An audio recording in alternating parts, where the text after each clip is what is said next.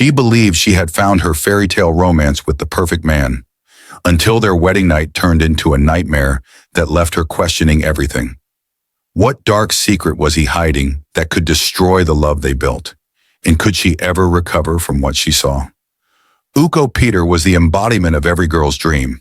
Tall, handsome, and hugely wealthy. His customized suits strengthened his perfectly cut body, and his charming smile could melt the coldest heart. Wherever he went, admiration followed. Women woo over him, and men envied his effortless attraction. His life looked perfect, except for one deeply guarded secret. Yet, despite the attention, his heart belonged to one person, Akama David. Akama was the envy of her friends. She was gorgeous with soft brown curls and delicate features that radiated warmth. From the moment Uko met her at the festival, their connection had been instant, the chemistry beyond doubt. He swept her off her feet, and their passionate affair became the talk of the town. Dinner dates at five-star restaurants, weekend getaways to fancy hotels, and expensive gifts became Akama's new normal. She had never experienced such attention or lavish gestures, and her friends were filled with envy. Her friends would often ask, their eyes shining with jealousy, "Akama, where did you find this man? He's perfect." The admiration didn't stop there. Even her parents were so happy for her, praising Uko's generosity and Akama's luck.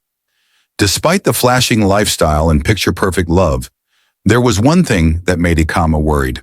She and Uko shared deep conversations, laughter, and intimacy, but never physical intimacy. As much as Uko adored her, he always seemed to pull away before things went too far. It was very strange to Akama. When she asked him about it, he would say softly, "Let's save ourselves for marriage. Our love deserves purity." It was very strange to Akama. How can a man greatly desired by so many women would refuse to sleep with a woman, she thought to herself. One evening, she playfully touched him, urging him to share a more intimate moment, trying to lure him into bed. She placed her hands on him, kissed him deeply, trying to measure if he had any physical response. He did. Uko had a healthy, strong manhood and responded passionately to her touch, but every time Akama wanted to take it a step closer, Uko would pull away just before things increased. Uko gently resisted, his voice soft and sincere. "I love you too much, and I don't want us to rush this. We have all the time after marriage." Akama, though confused, found some relief in his words. She thought that maybe Uko was just old school, and there was nothing wrong with that. Besides, everything else about their relationship was perfect. He was attentive, thoughtful, and respectful. Everything she had ever wanted in a partner. Yet deep down, an unsettling concern kept coming up. The months flew by, and soon their wedding day came. It was the most flashy wedding the town had ever seen. The ballroom was decorated beautifully, and celebrities mingled with politicians at the event.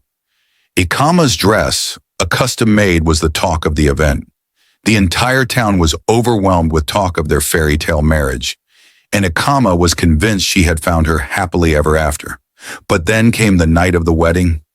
In the most expensive honeymoon suite, Akama eagerly hoped for their long-awaited union.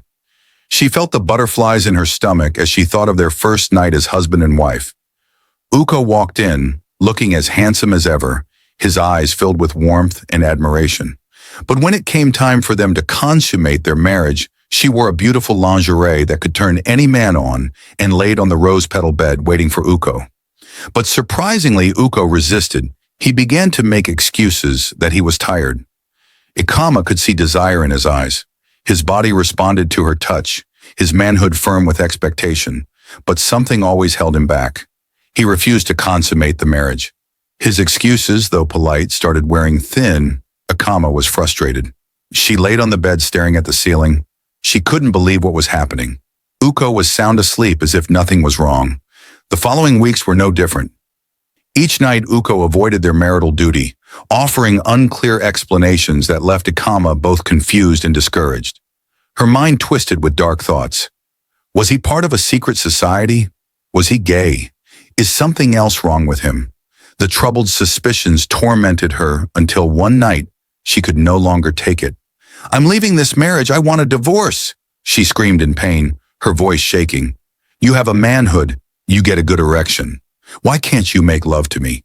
What is wrong with you, Uko?"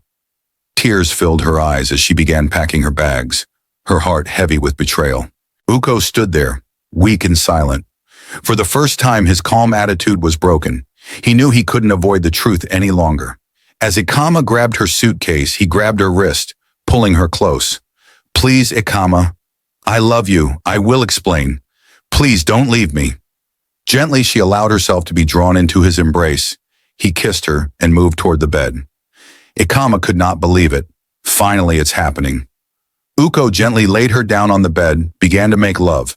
But as the moment of his discharge came close, something horrific happened. Something Ikama had never imagined. Uko let out a deep moan, and along with his semen, feces came from his anus, splashing onto the sheets. The odor was unbearable, and the bed was soiled with the foul mixture. Ikama jumped out of bed, covered in disgust and disbelief. Her stomach stirred, and she ran into the bathroom, vomiting. Uko buried his face in his hands, shame washing over him. "This is why I've avoided sleeping with you and every other woman," he screamed, his voice breaking. He sat down on the edge of the bed, burying his head in shame. Ikama slowly walked out of the bathroom in utter disbelief. She saw him sitting there and felt pity for him. She sat beside him in silence. "It started years ago. Something happened to my body. I've sought help from countless doctors, but no one can fix me," Uko said. She stared at him, her mind dead. The man she loved, the man who had given her everything, was hiding this disgusting secret, and she had no idea how to respond. As days turned into weeks, the odd and disgusting pattern continued. Every time they tried to make love, feces followed. It had become Ikama's new nightmare, an existence marked by daily humiliation and frustration. She washed the bed sheets every other day, her hands soaked in the bad smell of their failed intimacy. The sight of Uko, once so handsome and desirable, now filled her with irritation. Her friends, not knowing about her nightmare, continued to envy her life. "You're so lucky, Ikama. He's rich, kind, and loves you. What more could you ask for?" they would say, not knowing the nightmare that she is dealing with. Uko's parents, too. They constantly reminded Ikama how lucky she was to have a man who cared so deeply for her. They had no idea the torment she silently endured. One afternoon, Ikama met her friends at the restaurant. As they were busy comparing their husbands, Ikama remained quiet, but her silence didn't go unnoticed. "Ikama, what's wrong?" one of her friends asked. "You've been so distant lately." She forced a smile, not ready to admit the fear of her marriage. "I'm just tired. Marriage it's different from what I had imagined," her friend mocked. "You mean perfect? Please. You married the man every woman dreams of. You're living the life we all want." Akama's throat was tight, and for a moment she almost spoke the truth. But she couldn't. The shame was too much. Instead, she excused herself and left the restaurant, feeling more tired of the marriage than ever. Back home, she found Uko in his living room, reading the business magazine. He looked up as she entered, a shadow of guilt crossing his face. "I started, but she cut him off. I can't do this anymore. I'm leaving," she said, her voice shaking. "I cannot live like this. I can't wake up every morning worrying about if today will be different. I feel disgusted and overwhelmed." Uko's eyes filled with shock, and he rushed to her side. "Please don't leave me. I'll find a solution. I promise. I'll fix this." But Ikami had heard it all before. No amount of promises could erase the months of sorrow, the humiliation, the disgust that stuck to her every time they attempted to make love. Her bags were packed, and this time she meant it. With one last look at the man she had once adored, Ikama left the house, her heart breaking. Tears streamed down her face as she walked away from the life she thought would bring her happiness, knowing that she would never forget the torment she endured. Months passed. Ikama tried to rebuild her life, though it was far from easy. The gossip followed her everywhere. Her friends, once envious of her perfect life, now mock her. She couldn't even keep a good man like Uko.